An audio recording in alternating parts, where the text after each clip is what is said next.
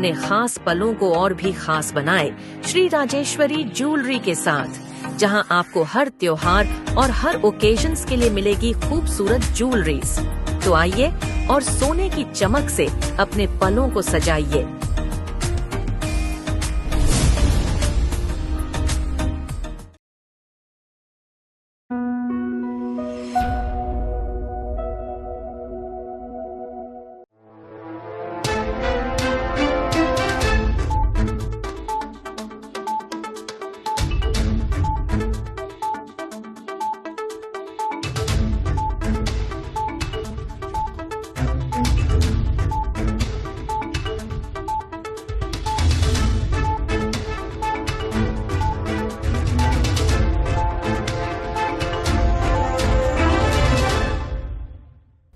नमस्कार, द्वीप दर्पण में आप सभी का स्वागत है।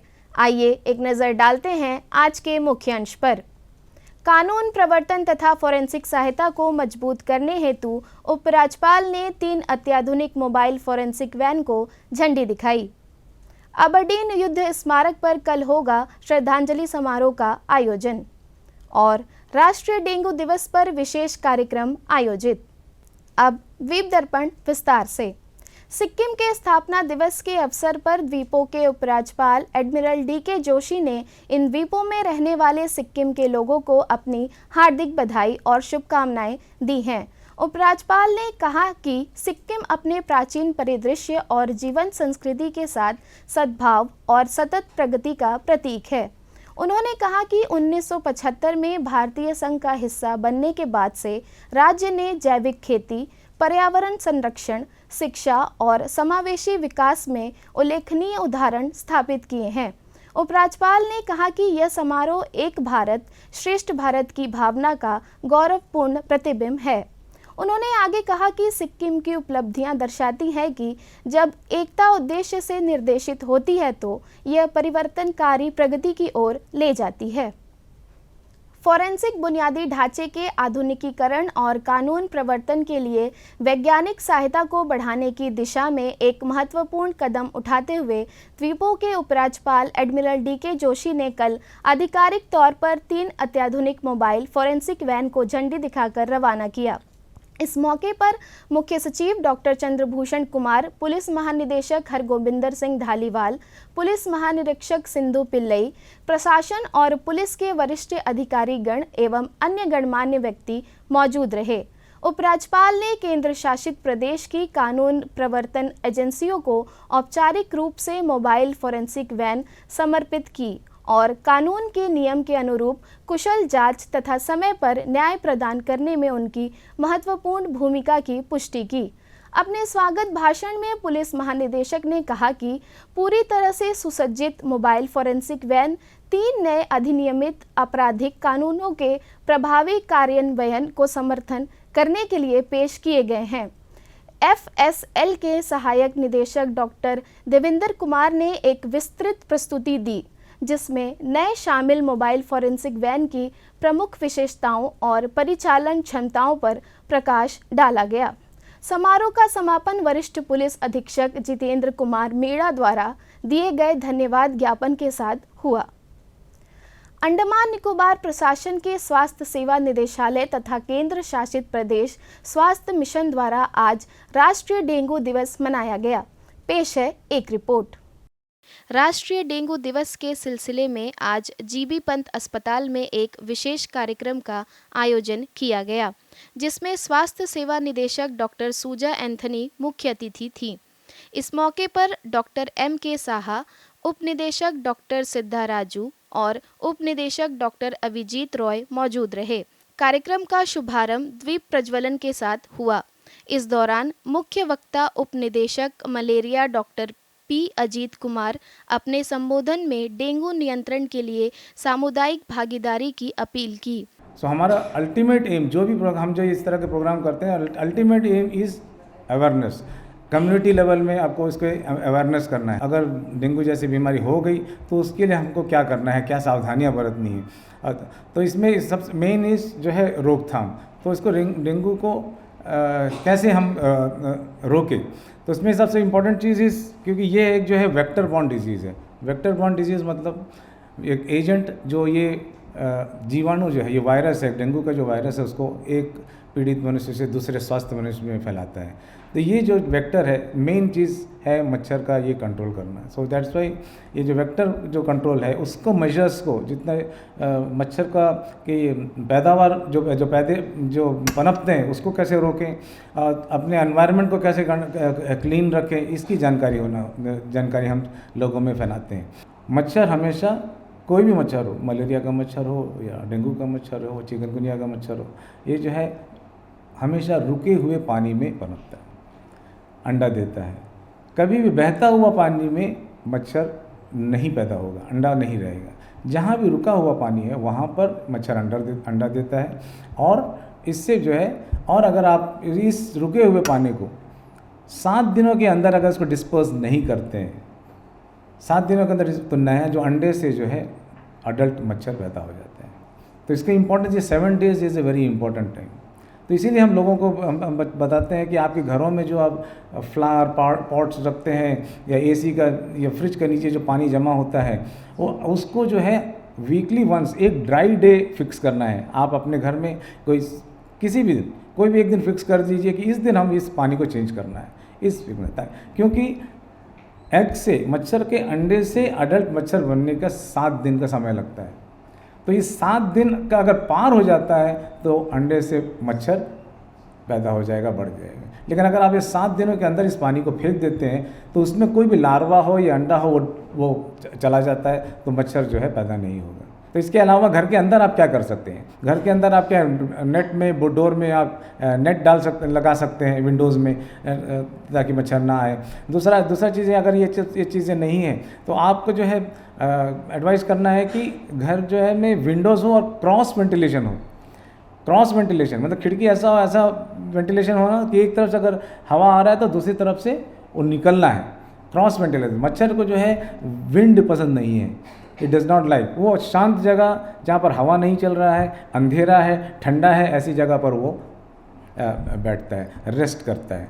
तो आपने नोटिस किया होगा कि हमारे अपने घर में जहाँ पर आप कपड़े वगैरह टांगते हो अलना, वहाँ पर आप देखिए वो, क्योंकि यूजुअली वो कोने में ही रहता है, it is not well illuminated also, और वहाँ पर हवा भी नहीं बहता। अगर आप जब देखिए, अगर आप सुबह अगर आप किए, उसके बाद शाम को जब आप वापस जाएँ तो आप एक कपड़ा अगर वहाँ से उठाइएगा, आपको दिखेगा 2-3 मच्छर ऐसा उड़ता हुआ, है ना। इट इज़ वेरी कॉमन, है कि नहीं? दिस एकदम जो कॉमन दिखता वाला चीज़ है। तो उसमें क्या है कि ऐसी जगह को जो वेल इल्यूमिनेटेड रखना है, हवा रहना है। अगर हवा अच्छा से क्रॉस वेंटिलेशन होगा तो मच्छर जो है वहाँ पर रेस्ट नहीं करेगा। That is very important. मुख्य अतिथि सुजा एंथोनी ने छोटी छोटी बातों पर ध्यान देने की सलाह दी जो मच्छरों के प्रजनन का कारण बन सकती है। हमारा टेक होम मैसेज क्या रहेगा यहाँ से कि 2 चीज़ें हैं, एक है प्रिवेंशन और एक है अर्ली ट्रीटमेंट ऑफ डेंगू।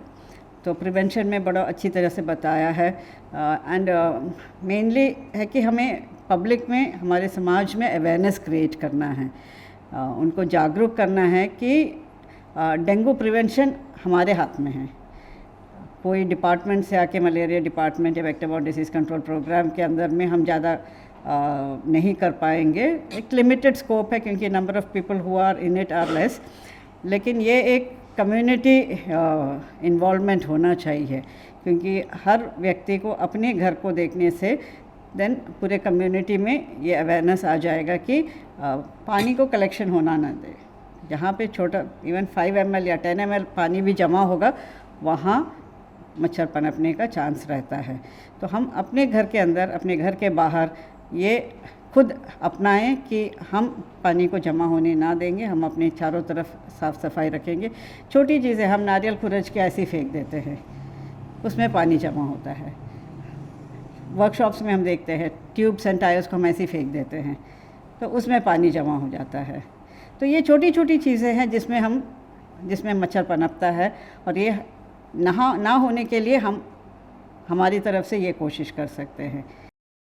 कल श्री विजयपुरम के जलकीड़ा परिसर स्थित अबडेन युद्ध स्मारक पर सुबह 9 बजे से 9:15 तक एक भव्य समारोह आयोजित किया जाएगा, जिसमें वर्ष 1859 में लड़ी गई लड़ाई के दौरान अपनी जान गंवाने वाले महान अंडमानी लोगों को श्रद्धांजलि दी जाएगी।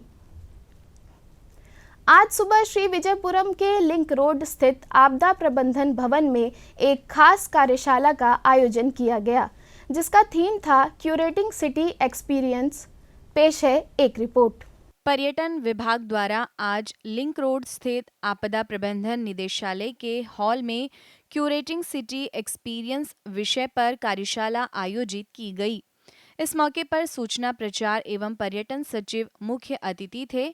कार्यशाला में IATC अंडमान चैप्टर के अध्यक्ष मोहम्मद जाडवेट, इतिहासकार डॉक्टर रशीदा इकबाल, द्वीप समूह के जाने माने इतिहासकार मुकेश्वर लाल, TATT जल क्रीड़ा प्राइवेट लिमिटेड के संस्थापक व YCCI के महासचिव विवेक लाल, TYOA के सदस्य सचिव अंकित त्रिपाठी, मानव वैज्ञानिक तथा लेखक डॉक्टर प्रणब कुमार सरकार, जंगली मिर्ची रिसोर्ट तथा रेस्टोरेंट के संस्थापक डॉक्टर जीजीत रेख, जवाहरलाल नेहरू राजकीय महाविद्यालय के इतिहास विभाग के विभागाध्यक्ष तथा एसोसिएट प्रोफेसर डॉक्टर RVR मूर्ति तथा GNRM के विद्यार्थी मौजूद रहे।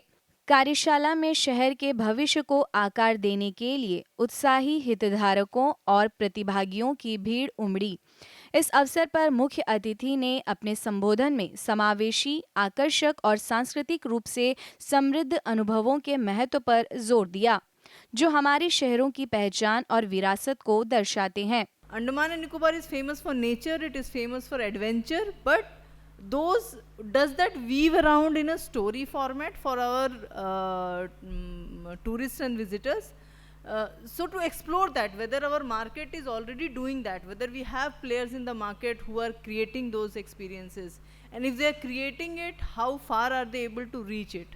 And then to also inform our young entrepreneurs that this also is a segment of tourism which can be explored. These are things which can be done by small entrepreneurs also. कार्यशाला में मौजूद अन्य गणमान्य अतिथियों ने शहर को कैसे स्थानीय लोगों और पर्यटकों दोनों के लिए जीवंत अनुभव के रूप में तैयार करने की दिशा में अपने अपने विचार उपस्थिति के साथ साझा किए। स्टेक होल्डर्स के साथ चर्चा जो वक्तन फौकतन हमारी हुई है जो डिपार्टमेंट, उससे भी हमने ये पाया कि जब भी टूरिस्ट यहाँ आते हैं तो श्री विजयपुरम में उनका स्टे बहुत ही लिमिटेड ड्यूरेशन का हो पाता है और जल्दी वो हमारी दूसरी डेस्टिनेशन जैसे स्वराजदीप, शहीददीप इसकी तरफ रवाना हो जाते हैं। तो पिछले 1-2 सालों से एज ए डायरेक्टरेट हम यही कोशिश कर रहे हैं कि किस तरह से टूरिस्ट को यहाँ पे रिटेन किया जाए। जो चीज़ें हमारे पास यहाँ श्री विजयपुरम में अवेलेबल है, जो यहाँ की हिस्ट्री है, यहाँ का कल्चर है, यहाँ के लोग हैं, उनको बताने की, उनको एक्सपीरियंस कराने की हम लगातार कोशिश कर रहे हैं। Port Blair is becoming more and more a hop over and a stop over destination. जो लोग 1 से 2 दिन से ज़्यादा यहाँ रहना पसंद नहीं कर रहे हैं और आगे चल के विजयपुरम छोड़ के स्वराजदीप, शहीददीप में जाना पसंद कर रहे हैं। तो ये बहुत इम्पॉर्टेंट है। It is very important for us to ensure that we can bring alive Port Blair. TTOs हैं, TTOs will play a very important role. जैसे कि गवर्नमेंट तो सिटी टूर्स के लिए बहुत सारा प्रोग्राम्स वगैरह करती है। लोकल जो टूर ऑपरेटर्स हैं, लोकल जो TTOs हैं, टूरिस्ट ट्रांसपोर्ट ऑपरेटर्स हैं, उनका भी बहुत अहम रोल रहता है कि वो लोग सिटी टूर्स को प्रमोट करें, क्यूरेट करें और उसको बेहतर से प्रमोट करें। कहाँ से शुरू हम करें ये फसाना, शहीदों की बातें वो गुजरा ज़माना, 57 की जंग में फिरंगी खिलाफ बुलंद जब किया था सभी ने आवाज़, आज़ादी गुनाह बताया गया था और हज़ारों को फांसी चढ़ाया गया था और सज़ा कुछ न पाई समंदर के पार, समीरामीज़ में फिर होके वो सवार। अंडमान का इतिहास आप अगर पढ़ेंगे तो आप देखेंगे कि जो पुराने जो ट्रैवलर्स थे, जो कॉलोनियल पीरियड से पहले भी लोग उस रास्ते आया जाया करते थे और जो लोग इसके बारे में थोड़ी बहुत जानकारी जुटाते थे दूसरे विश्व के दूसरे भागों में अंडमान से दूर, तो वो लोग बैठ कर इसके बारे में, यहाँ के आदिवासियों के बारे में लिखते थे। तो पहले देखिए 950 AD यानी कि 10वीं शताब्दी में टॉलमी जो द्वारा लिखा गया था, storytelling can be fiction, but history, it cannot be a fiction, it has to be reality. Okay, you got to connect your listeners to that period, उसको connect करना है, उसमें emotion जागरूक करना है. So this you need to know the art of storytelling. उसमें facts, it's not necessary कि पूरा history इतिहास आप पढ़ाओ, not necessary, but a brief idea what a tourist wants to know. I've been giving lectures or telling stories to school students who come here to Andamans. तो ये एक fact है. आपको अगर story telling सीखना है तो go and see the sound and light show. आइए अब लेते हैं एक छोटा सा अंतराल. आज ना बिल्कुल रिलैक्स्ड, नो टेंशंस. ये भी अभी स्कूल से आता ही होगा. अरे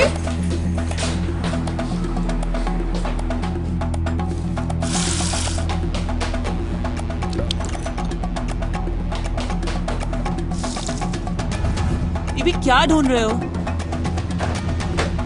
अरे गिर जाओगे.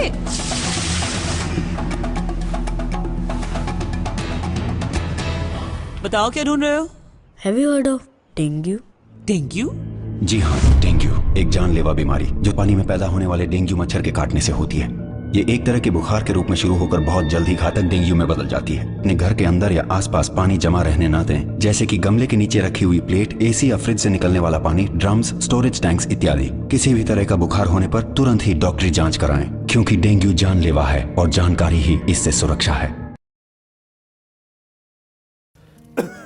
आया गया? नहीं पापा. चाची, कब से खांसी है इनको? महीने भर से होगी. टीवी तो चल जाएगा, लेकिन टीबी का क्या? 2 हफ्ते से ज्यादा अगर खांसी हो ना तो अपने बलगम की जांच स्वास्थ्य केंद्र में करवाइए. हो सकता है आपको टीबी हो. टीबी? और हमको? किसी को भी हो सकती है, लेकिन 6-8 महीने का इलाज है बस. अगर दवा बीच में रोक दी तो टीबी बिगड़ भी सकती है. बहुत पैसा लग जाएगा. देश के हर सरकारी स्वास्थ्य केंद्र में इसके इलाज और जांच दोनों मुफ्त होती है. आया क्या? आ गया. टीबी हारेगा, देश जीतेगा.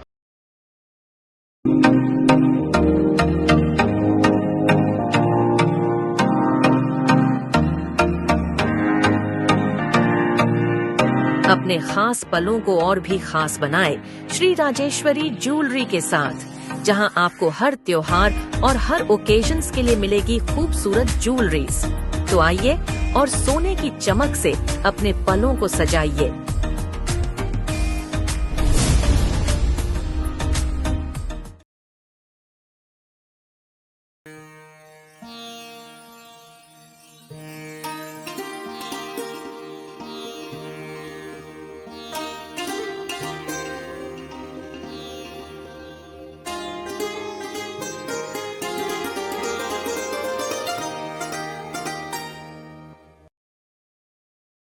उद्योग निदेशालय ने दूसरी तिमाही आपदा तैयारी गतिविधियों के भाग के रूप में भूकंप और सुनामी परिदृश्य का अनुकरण करते हुए एक मॉक ड्रिल का आयोजन किया. यह मॉक ड्रिल श्री विजयपुरम के मिडिल पॉइंट स्थित उद्योग परिसर निदेशालय भवन में हुई और इसका उद्देश्य कर्मचारियों और संबंधित आपातकालीन सेवाओं की तत्परता को प्रतिक्रिया क्षमताओं का मूल्यांकन करना था. अभ्यास की शुरुआत टेबल टॉप अभ्यास से हुई, जहां उद्योग निदेशालय के इंसिडेंट कमांडर मोहम्मद इशाक ने प्रतिभागियों को मॉक ड्रिल में शामिल विभिन्न हितधारकों के उद्देश्यों और भूमिकाओं के बारे में जानकारी दी. मॉक ड्रिल की शुरुआत एक आपातकालीन अलार्म बजने के साथ हुई, जो एक मॉक भूकंप की शुरुआत का संकेत था. समन्वित कार्रवाई शुरू करने के लिए राज्य आपदा प्रबंधन नियंत्रण कच्छ और अन्य आपातकालीन प्रतिक्रिया सेवाओं को तुरंत एक संकट कॉल किया गया. इसके बाद राज्य आपदा प्रबंधन नियंत्रण कच्छ ने सुनामी की चेतावनी जारी की.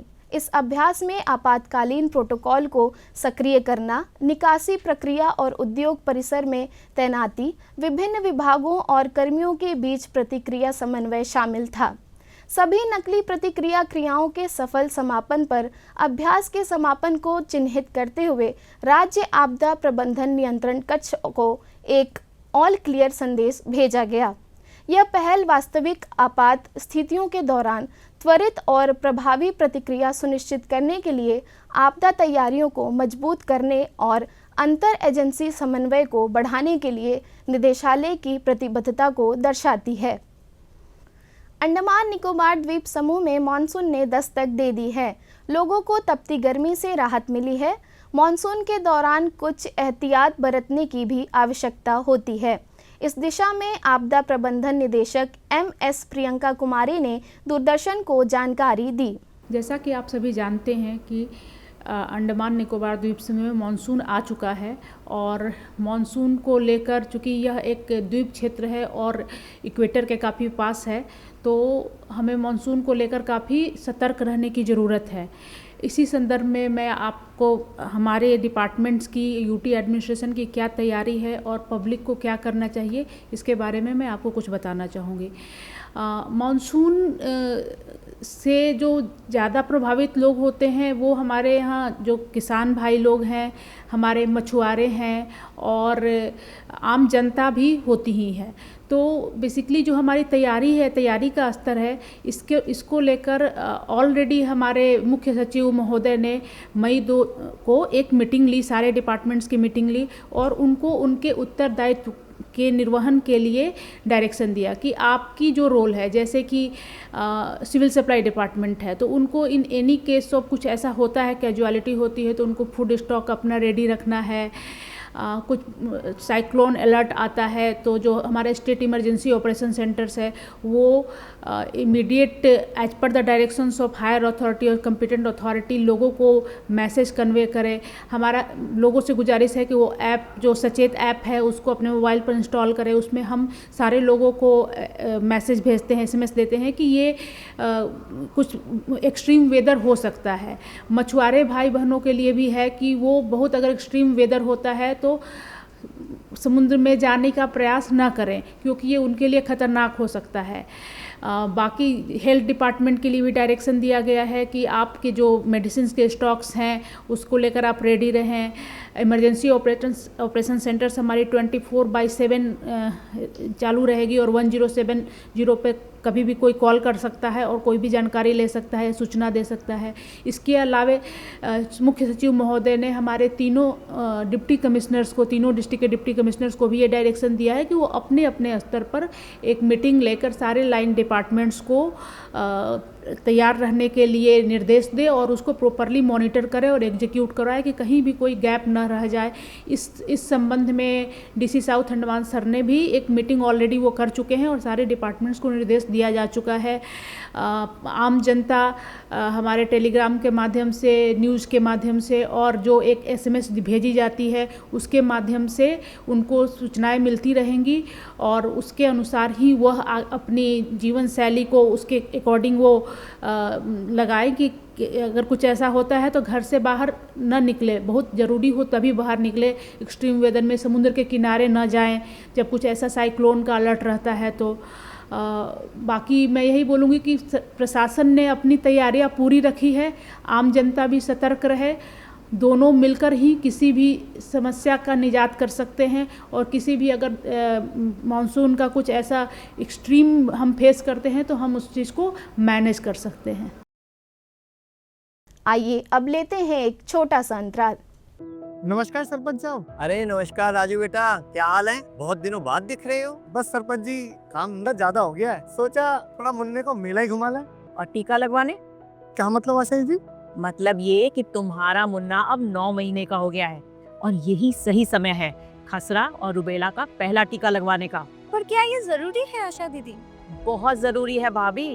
खसरा और रुबेला दोनों ही हवा से फैलते हैं। कोई भी खांसता है या छींकता है तो इसका वायरस हवा में फैल जाता है और दूसरे बच्चों को आसानी से लग सकता है। ठीक कह रही है आशा बिटिया, ये बीमारियां सिर्फ बुखार या दानों तक ही सीमित नहीं है, बहुत बड़ी समस्या ला सकती हैं। हाँ, तेज बुखार, नाक बहना, खांसना और पूरा शरीर दानों से भर जाना ये तो शुरुआत है।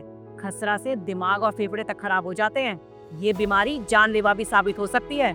आशा बहन सही कह रही है। हमारे जमाने में ये बीमारियां ना जाने कितने ही बच्चों को ले गई, क्योंकि तब टीका नहीं था ना। अब जब सरकार ये सुविधा दे रही है तो हमें अपने बच्चों को सुरक्षित करना चाहिए। ये टीका कहाँ लगवाया जा सकता है? अरे भैया, आसपास के सरकारी स्वास्थ्य केंद्र पर ये टीका बिल्कुल मुफ्त है। इस टीके की 2 खुराक होती हैं, पहली 9 महीने पर, दूसरी 16 महीने पर। यही है खसरा रुबेला का सुरक्षा कवच। चलो मुन्ना की माँ, पहले टीका लगवाएंगे फिर मेला घूमने जाएंगे। किसी घर के अंदर बालक अपाहिज न हो, गंभीर बीमारी का शिकार न हो और गरीब माँ बाप को बहुत बड़े आर्थिक बोझ का संकट बनना न पड़े। बच्चों को बीमारियों से बचाएंगे, MR के 2 टीके लगवाएं। आज ही अपने बच्चों को MR का टीका लगवाएं। ये सरकारी स्वास्थ्य केंद्र पर मुफ्त उपलब्ध है। यूविन ऐप का उपयोग करके आप अपनी सुविधा के समय और स्थान पर टीकाकरण करवा सकते हैं। 2 जानलेवा बीमारियां, 2 टीके, 2 कदम सुरक्षा की ओर। MR से बच्चे रहे सुरक्षित, समय पर 2 टीकों से करें, यह उनके लिए सुनिश्चित। स्वास्थ्य एवं परिवार कल्याण मंत्रालय, भारत सरकार द्वारा जनहित में जारी।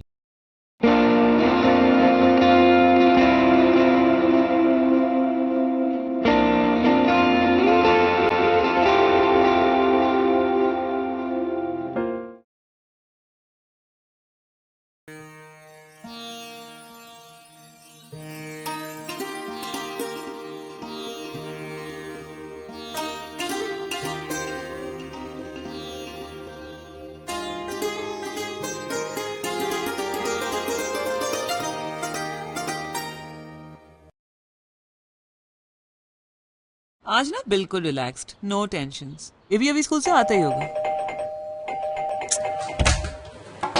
अरे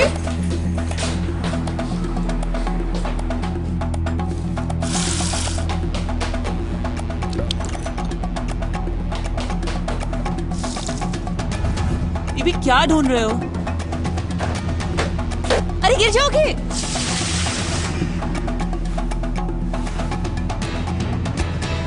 बताओ क्या ढूंढ रहे हो? Have you heard of dengue? Dengue? जी हाँ, डेंगू एक जानलेवा बीमारी जो पानी में पैदा होने वाले डेंगू मच्छर के काटने से होती है। ये एक तरह के बुखार के रूप में शुरू होकर बहुत जल्द ही घातक डेंगू में बदल जाती है। अपने घर के अंदर या आसपास पानी जमा रहने न दें, जैसे कि गमले के नीचे रखी हुई प्लेट, एसी या फ्रिज से निकलने वाला पानी, ड्रम्स, स्टोरेज टैंक्स इत्यादि। किसी भी तरह का बुखार होने पर तुरंत ही डॉक्टरी जांच कराएं, क्योंकि डेंगू जानलेवा है और जानकारी ही इससे सुरक्षा है। दक्षिण अंडमान जिला परिषद के अध्यक्ष प्रकाश अधिकारी की अध्यक्षता में मत्स्य विभाग के अधिकारियों के साथ कल एक बैठक आयोजित की गई, जिसमें विभाग के हस्तांतरित कार्यों के कार्यान्वयन से संबंधित मुद्दों पर चर्चा की गई। बैठक के दौरान अन्य बातों के साथ साथ यह निर्णय लिया गया कि दक्षिण अंडमान जिले के ग्रामीण क्षेत्रों के निवासियों से मोटराइज्ड और मैकेनाइज्ड नावों और EFR के लिए आवेदन आमंत्रित करने की प्रक्रिया शुरू करने के अलावा विभाग मानदंडों को संशोधित करेगा, जिसके तहत मछुआरों द्वारा साल भर EAR खरीदा जा सकेगा, जबकि मौजूदा मानदंड साल में एक बार जारी किया जाता है। अध्यक्ष ने नीली क्रांति की बंद केंद्रीय योजना के स्थान पर प्लान स्कीम के तहत मछुआरों की नावों की मरम्मत के लिए योजना को शामिल करने का सुझाव दिया। बैठक में उपाध्यक्ष भूमिनाथ भी उपस्थित थे तथा उन्होंने योजना के कार्यान्वयन पर बहुमूल्य सुझाव दिए। इग्नू में जुलाई सत्र के लिए पुनः पंजीकरण कल से शुरू हो गया है और यह 30 जून तक चलेगा। जुलाई 2024 वार्षिक सत्र और जनवरी 2025 सेमेस्टर सत्र में प्रवेश लेने वाले छात्र पुनः पंजीकरण के लिए आवेदन करने के पात्र हैं। शिक्षार्थियों को लिंक पर खुद को पंजीकृत करना होगा और पुनः पंजीकरण प्रक्रिया पूरी करनी होगी। पुनः पंजीकरण की पूरी प्रक्रिया ऑनलाइन है। अधिक जानकारी के लिए इग्नू अध्ययन केंद्र से संपर्क किया जा सकता है अथवा इग्नू की वेबसाइट देखी जा सकती है। अंत में मुख्य अंश एक बार फिर। कानून प्रवर्तन तथा फोरेंसिक सहायता को मजबूत करने हेतु उपराज्यपाल ने 3 अत्याधुनिक मोबाइल फोरेंसिक वैन को झंडी दिखाई। अबरडीन युद्ध स्मारक पर कल होगा श्रद्धांजलि समारोह का आयोजन और राष्ट्रीय डेंगू दिवस पर विशेष कार्यक्रम आयोजित। इसी के साथ ही आज का यह द्वीप दर्पण कार्यक्रम यहीं पर समाप्त होता है। नमस्कार।